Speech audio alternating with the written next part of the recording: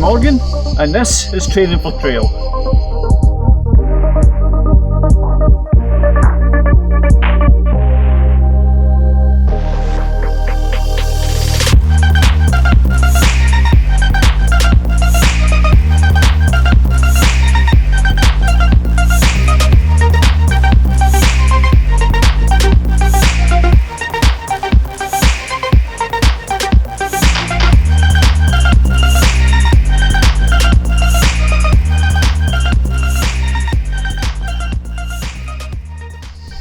Welcome back to the channel, guys, for episode number 2 in the aerobic base challenge. We've had a lot of really good positive feedback from the first episode and a lot of engagement, so it's obviously something that a lot of you are interested in. I'm already 5 weeks into the challenge, so I thought I would share with you some of the results so far. I've been measuring my performance on my regular morning loop. It's a 14k loop with around 600 metres of climb in the first 5 kilometres.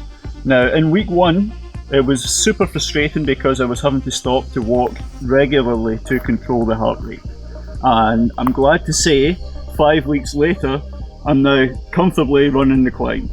So let's take a look at the performance at the beginning compared to how I'm running now. So if we look at the first run from 5 weeks ago, the average heart rate on this run was 140 BPM. The run was taking 1 hour 33 and some seconds, and the average pace was more than 6.5 minutes per kilometre. Now if we fast forward 5 weeks to now, the same run is taking about 5.5 minutes less. The average heart rate is 134, so again it's 6 beats per minute slower overall. And the average pace is about 25 seconds per kilometre faster. It's also worth noting that for the second run, the temperature was around 10 degrees hotter because summer has very much arrived here, so it makes the results even more impressive because obviously in the hotter conditions, your heart rate is going to be naturally a little bit higher. So clearly, I've become much more efficient in Zone 2 and my aerobic base is improving. But I also wanted to see, what about the other zones? How is my performance in Zone 4, Zone 5 for example? I wanted to take a look at performance on one of the local hills here, and I wanted to compare it not to 5 weeks ago because we were not so long out of lockdown. So I went back to before the lockdown when I was actually running some faster sessions, some traditional tempos and fast interval sessions, to see how it would compare running only Zone 2 to back then when I was pushing a little bit harder. The results on this one were actually an even bigger surprise. Pre-lockdown, when I'd been pushing hard and running intervals and these kind of things, I ran this climb in 18 minutes and 10, but my average heart rate was 180. I was pushing. Post-lockdown, running the same climb, the time was actually 17:47, so it was 23 seconds faster, and the average heart rate was 171, so better on the heart rate, better on the speed. So really it was a big surprise. So 5 weeks in, some positives and negatives, and I'm going to start with the negative because really there only is one, and it only lasted for maybe 2 or 3 weeks. Initially it was hard, and it was boring, to be honest, because having to continually stop to walk to control the heart rate, it took discipline. But the positives, well, the performance has improved dramatically and much more than I expected.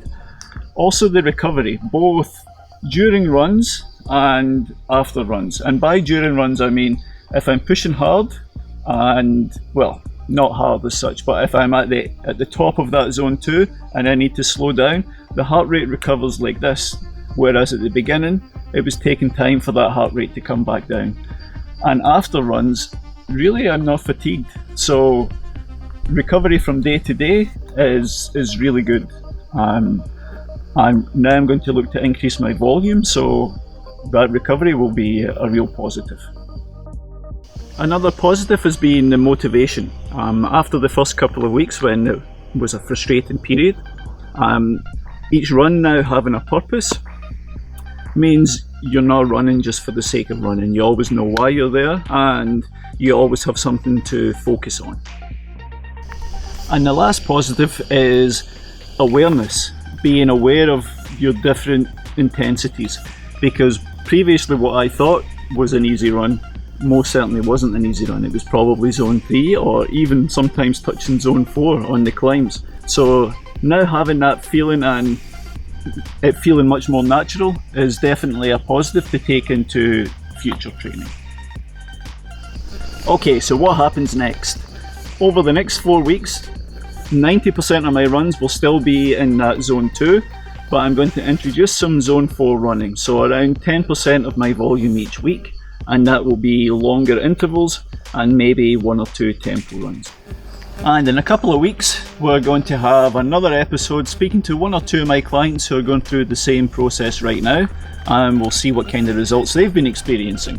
Good, I hope. So as always, please like, share, subscribe, follow along on social media, and we'll see you again very soon.